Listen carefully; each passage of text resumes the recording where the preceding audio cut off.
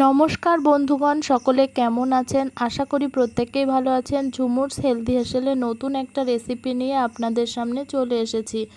তো এখানে দেখে নিচ্ছেন বড় বড় জ্যান্ত জ্যান্ত সাইজের চিংড়ি মাছ আছে। তো আজকে চিংড়ি মাছ দিয়ে একটা দারুণ রেসিপি করব, আর তার সাথে আছে শাক ভাজি, চিচিঙা ভাজি, এগুলো। তো আমি চিংড়ি মাছটা ভালো করে ধুয়ে বেছে পরিষ্কার করে নেব কেটে, আর এদিকে আমি বেটে নেব রেসিপির জন্য। এখানে কাঁচা লঙ্কা নিয়েছিলাম, আর নিয়েছিলাম পোস্ত, আর কাঁচা লঙ্কা আর সর্ষে। তো আমি চিংড়ি মাছ বাটি ভাপা করব, তার জন্য এই যে মশলাটা ভালো করে বেটে নিয়েছি। আর এখন এই চিংড়ি মাছগুলো ভালো করে ধুয়ে বেছে পরিষ্কার করে নিয়েছি। তো আমি বড় বড় সাইজের চিংড়ি মাছ নিয়ে নিয়েছি, এরকম মিডিয়াম সাইজের। তো আপনারা এর থেকে বড় সাইজের নিতে পারেন, ছোট সাইজের, যে সাইজেরই চিংড়ি হোক না কেন, সব চিংড়ি দিয়েই কিন্তু ভালো লাগবে এটা খেতে। তো আমি এখানে ভালো করে চিংড়ি মাছগুলো খুব সুন্দর করে যে কটা লাগবে সে কটা আমি নিয়ে নিয়েছি পরিমাণ মতো।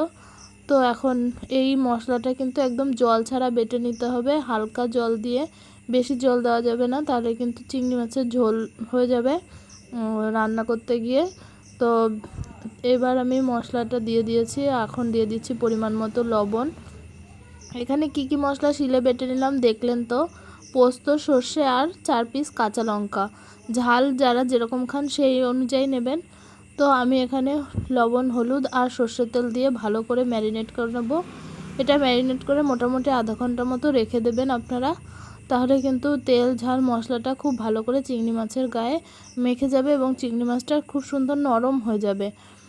তো আমি খুব সুন্দর করে ম্যারিনেট করে দিচ্ছি, আর উপর থেকে আর একটু সর্ষের তেল আমি দিয়ে দেবো।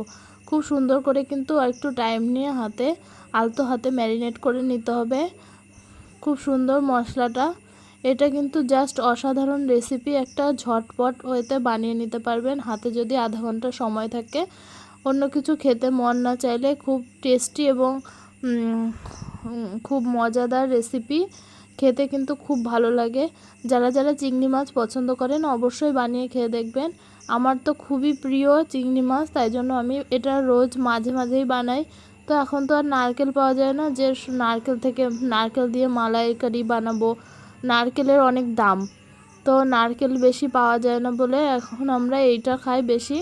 তো আমি এই সব কিছু দিয়ে ঢেকে রেখে দিলাম আধা ঘন্টা। তারপরে আমি এরকমভাবে কড়াইতে জল দিয়ে, একদম লো আছে, দেখতে পাচ্ছেন একদম লো আছে, কড়াইতে জল দিয়ে আমি এরকম টিফিন বাটিটা বসিয়ে উপর দিয়ে একটা নোড়া দিয়ে নিয়েছি। তো আর উপর দিয়ে তার নোড়ার উপর থেকে একটা ঢাকনা দিয়ে দিয়েছি। এবার ঢাকনা খুলে দেখাচ্ছি কীরকম ভাপ হচ্ছে। এবার জল শুকিয়ে গেলে, দুবার আমি জল দিয়ে নিয়েছিলাম, জল কিন্তু অনেকটা শুকিয়ে যায় ফুটতে ফুটতে, তার মধ্যে আমি দুবার জল দিয়ে নিয়ে এরকম 40 থেকে 45 মিনিটের মতো এরকম রান্না করে নিয়েছি। একদম কিন্তু খুব সুন্দর ওয়েতে এইভাবে রান্না করে নেবেন, একদম লো আঁচে দিয়ে রাখবেন। যদি কেউ কাঠের উনুনে রান্না করে থাকেন তাহলে একদম একটা কাঠ দিয়ে রেখে দিতে পারেন বা আঁচেই রেখে দিতে পারেন, খুব সুন্দর কিন্তু হয়ে যাবে। তো এই দেখুন রেডি হয়ে গেছে কিন্তু, বাহ, দারুণ লোভনীয় এবং টেস্টি টেস্টি খাবার। দেখছেন তেল উপর থেকে দেখা যাচ্ছে, কিন্তু উপর থেকে কীরকম লাগছে খেতে, দারুণ হয়েছিল কিন্তু খেতে।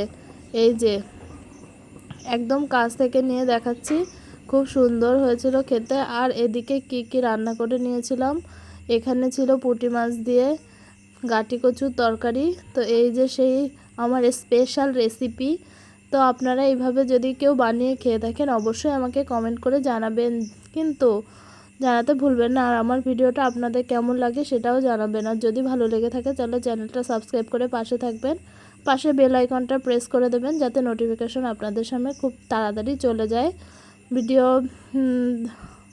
ভিডিওগুলো আপনাদের কেমন লাগে অবশ্যই কমেন্ট করে জানাবেন। তো এই দেখুন খেয়ে নিচ্ছি, কিন্তু নিয়ে নিচ্ছি আমি চিংড়ি মাছ। তো দারুণ হয়েছিল খেতে, কি বলবো, অসাধারণ রেসিপি। অবশ্যই কিন্তু বাড়িতে বানিয়ে খেয়ে দেখবেন, অবশ্যই আমাকে কমেন্ট করে জানাবেন। টাটা, বাই বাই, কেমন লাগলো অবশ্যই জানাবেন।